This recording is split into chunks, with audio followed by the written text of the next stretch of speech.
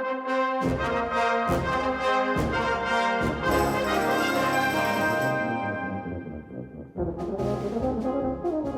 everybody, Dr. Steve again with NCV Music Arts Department, and we're continuing our series on practicing for brass players. Believe it or not, we're going to start off with something that may seem a little strange, and that's posture.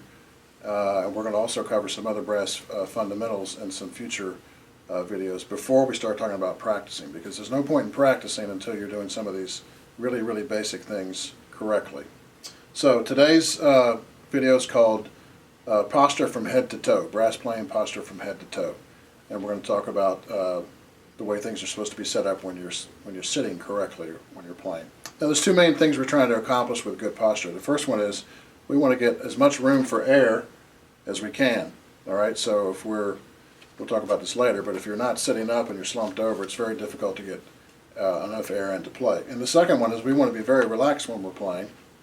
First of all, it makes it where we can play a lot longer and we enjoy it a lot more. So those are the two big things. Let's talk about your head. Now, your head is one of the heaviest things on your body, so it's important to kind of figure out where the balance point is. You've probably seen when what a baby does for the first 3 months of its life is try to figure out how to hold its head up, because until that happens, there's no point in trying to sit up or think about walking or anything else, because your head is just going to tumble you over, and that's what happens to babies.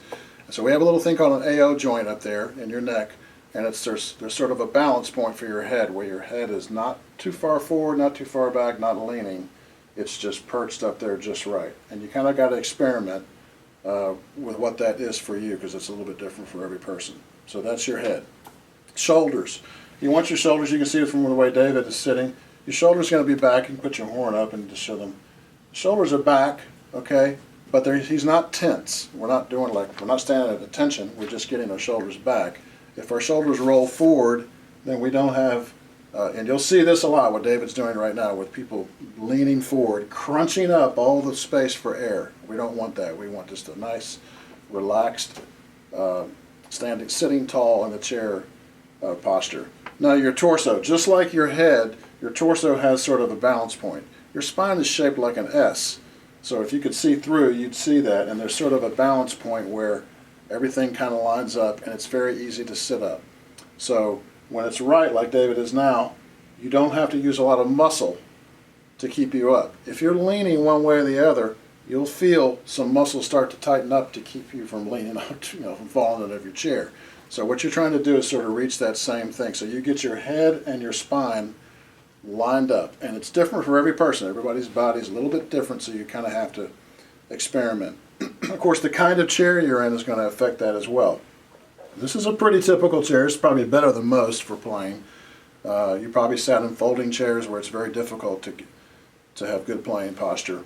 Try to play, especially practicing, try to be in a decent chair, because you're going to be sitting there for a long time, and you want one that helps you sit up properly when you're playing. Next, we're going to talk about thigh angle. So you can see that David's thighs are pretty much parallel to the floor, which is where they should be, or a little bit down would be great too.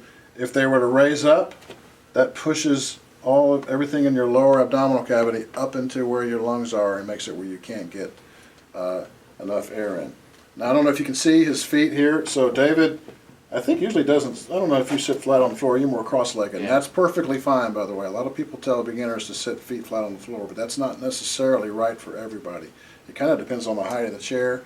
But whatever you do, you want to make your thigh angle parallel or down. So in my case, I can't put my feet flat on the floor because it pushes my thighs up, so I have to put my feet to the side or under my chair. That's perfectly fine as long as you keep them relaxed. One last thing. Make sure that whatever good posture you come up with stays that way when you put your horn up. So I'm going to ask Dave to put his horn up, and you can see that everything stays the same. A lot of people start out well, but then for whatever reason, they maybe point their horn down. Trombone players lean over. Euphonium players lean over the horn, whatever. So maybe tuba players are just wrestling with the size of the horn and can't quite get. You've got to make the horn come to you once you establish this excellent posture. That's it for now. We're going to move after this video into a whole series on breathing, and then some stuff on buzzing, all getting you ready for this extended practice series. So make sure you follow us on Instagram and YouTube, and I'll see you next time.